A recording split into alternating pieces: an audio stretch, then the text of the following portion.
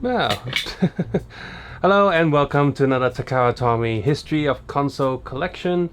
And today we're taking a look at the Sega Mega Drive / Genesis collection we have here. So, this one only has 4 lots in the set. You can see here we got the regular, the old model, and then we have the new model for number 3. We have like a Mega CD thing, as well as a Sega CD thing, and a 32X stuff. So yeah, the entire sort of like the console history is here done in miniature form. And of course we have a bunch of sticker sheets here.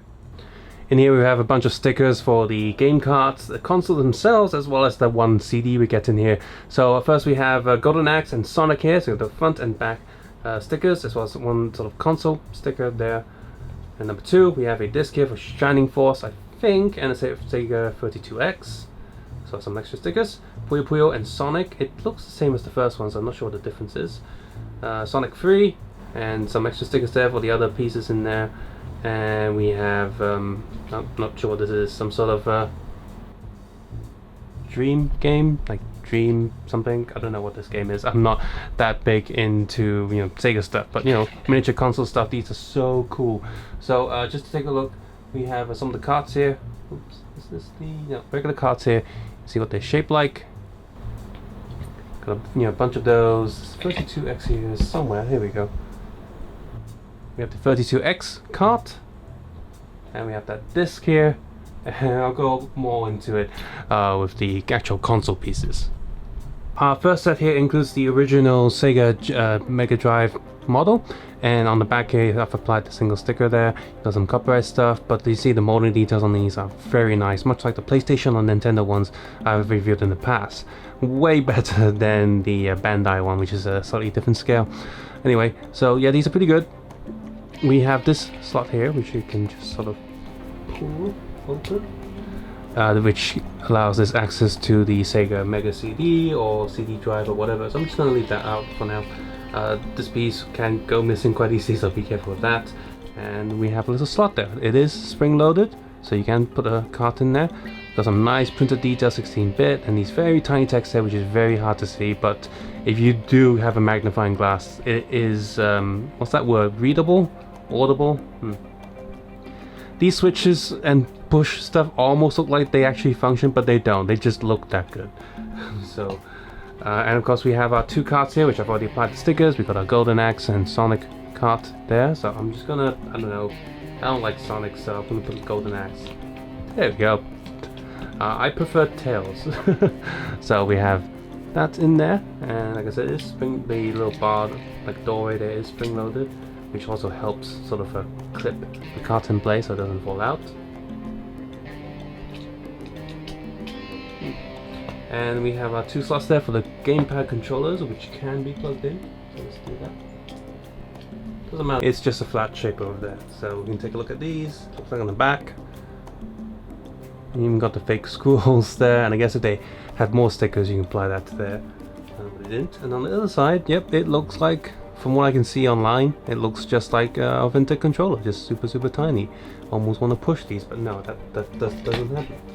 So set number 2 is this Mega CD thing, and fake CD there.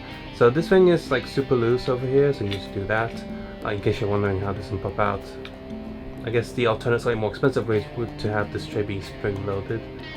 So yeah. So the molding's pretty good. Again, the print on the front is absolutely excellent. You can read all that. Single stick on the bottom there. And on the back you can see these fake plugs and sockets. Now, unlike some of the older releases, these do not have any of the fake plugs or cords that plug into it. So this set also comes with the Sega 32X. Now this sticker is a little bit hard to apply, but I've applied it okay there. So we take this Mega Drive, whatever, and we slide that in. Come on. Slide in.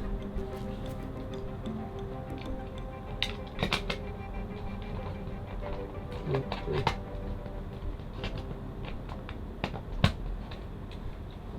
We get the 32X, plug that in. Now we don't have a 32X. We don't have 32X game yet. So let's just stick Golden Axe back in there. It's a pass through. Oops, upside down. Now we have the 32X with all this stuff plugged onto it. But let's move on. Okay, so set number 3, you have the Model 2 Mega Drive. Again, the printing and stuff is pretty good. Single sticker there, bit of a plugs and stuff on the back. You know, they still left the hole there for the power socket, so in case you have something that you want to plug in, I guess you could. You move this side just like the other one. So you can plug into the other Mega CD, I suppose. And we have these smaller gamepads. Looks very good. And we also have 2 cards here.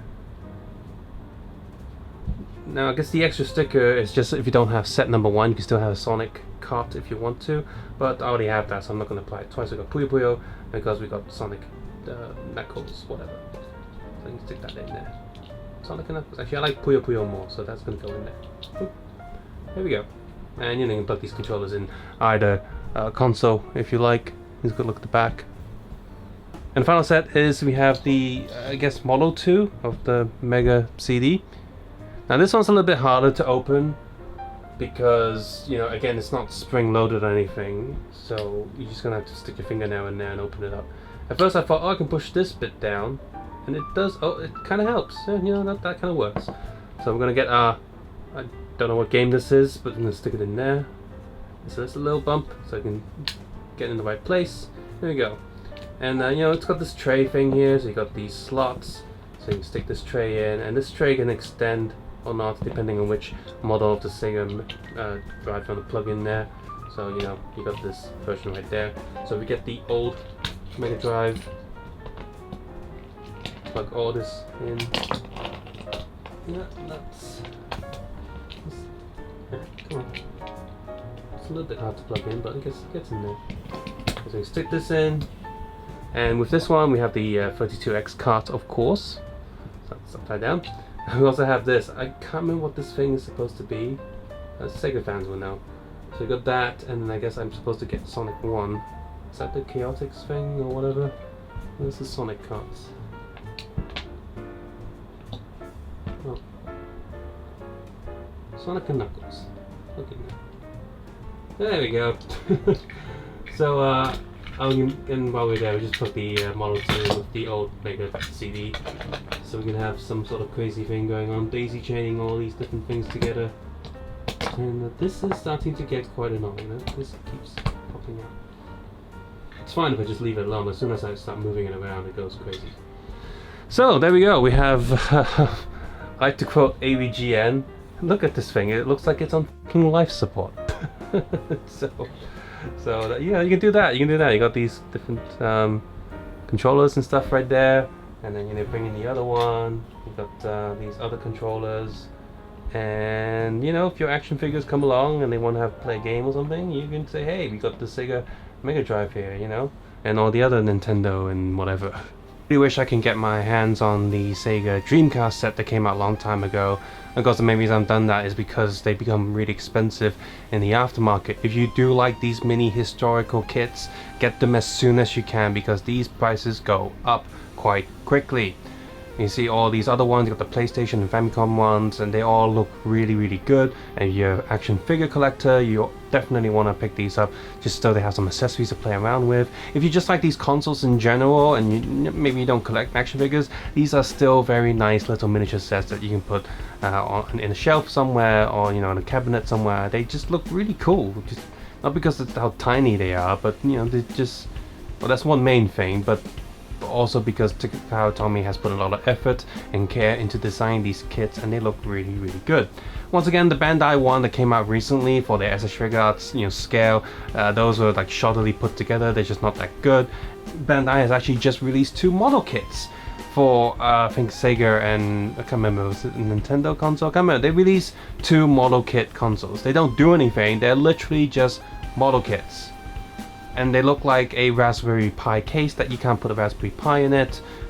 They're roughly smaller than the mini consoles that you can play games on. So I see no purpose in them. Like, for a cheaper price you can get the actual console, or you can get something that's actually miniature and can fit with other you know, toys and figurines, and you know, actually small and cute enough. I don't know what they're for. They're junk, so don't get the Bandai model kit stuff. There's no reason for them. You just get a Raspberry Pi case, then you can actually put a Raspberry Pi in it and actually play some games maybe. But for this stuff, this is really good, and I hope Takara Tomy can reissue some of their older stuff. Again, I really want the Dreamcast one, as well as some of the missing Nintendo stuff that I don't have yet. Maybe some of the Western stuff. I don't have any of the Super Nintendo stuff. That's annoying too. So hopefully they can reissue those and carry on releasing more of these mini stuff. Would like to see N64 kits and maybe like a miniature Switch at this size, you know, or Wii or Wii U. That'd be really cool. I'm rambling now, so subscribe, suggest, and comment below, and of course take care and have a nice day. I'll see you guys soon. Bye bye now.